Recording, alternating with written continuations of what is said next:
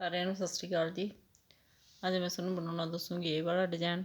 ਇਸ ਡਿਜ਼ਾਈਨ ਨੂੰ ਬਣਾਉਣ ਲਈ ਆਪਾਂ ਨੂੰ ਸਿਲਾਈ ਉੱਪਰ 4 ਕੁੰਡੇ ਦੇ ਹਿਸਾਬ ਨਾਲ ਕੁੰਡੇ ਚਾਹੀਦੇ ਨੇ ਤੇ 2 ਕੁੰਡੇ ਬਾਅਦ। ਚਲੋ ਜੀ ਸਟਾਰਟ ਕਰਦੇ ਹਾਂ ਆਪਾਂ ਡਿਜ਼ਾਈਨ ਬਣਾਉਣਾ। ਪਹਿਲਾ ਕੁੰਡਾ ਸਿੱਧਾ ਬੁਣਾਂਗੇ,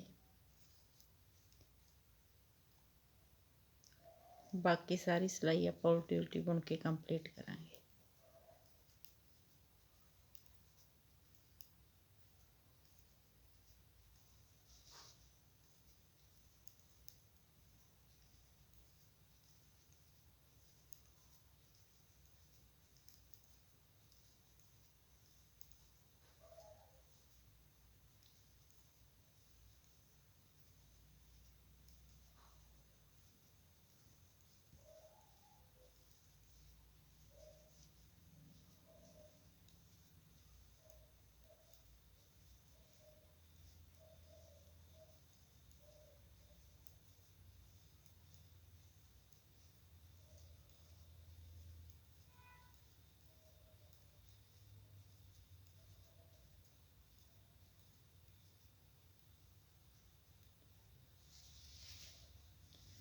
दूसरी सिलाई उल्टी साइड तो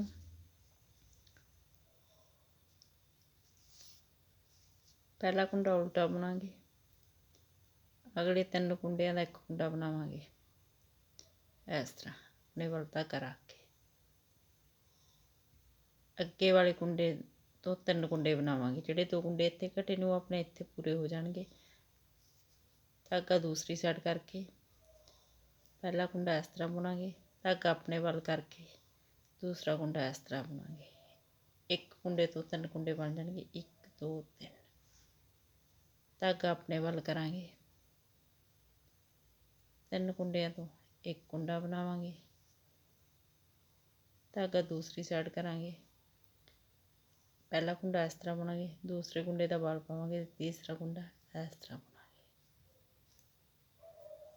3 कुंडियां का 1 कुंडा, 1 कुंडे तो 3 कुंडे। सारी सिलाई जी आप इस तरह ही कंप्लीट करांगे। 3 कुंडियां तो 1 कुंडा, 1 कुंडे तो 3 कुंडे।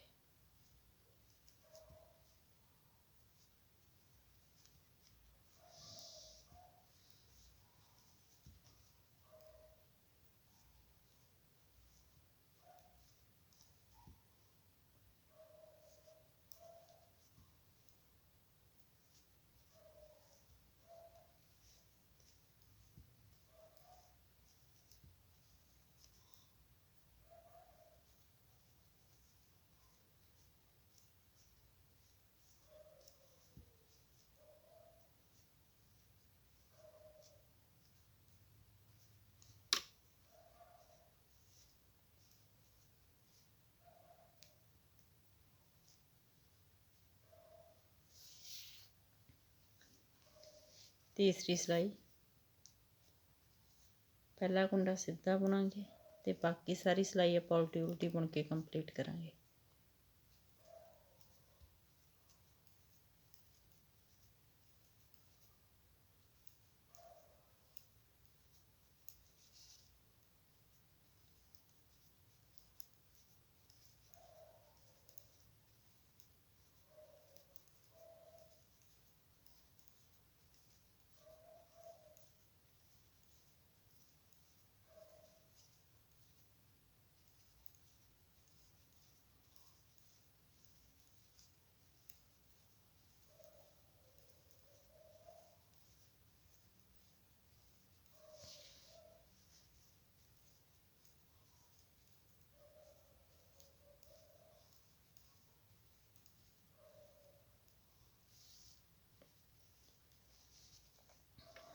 चौथी सिलाई पहला कुंडा सीधा बुनांगे,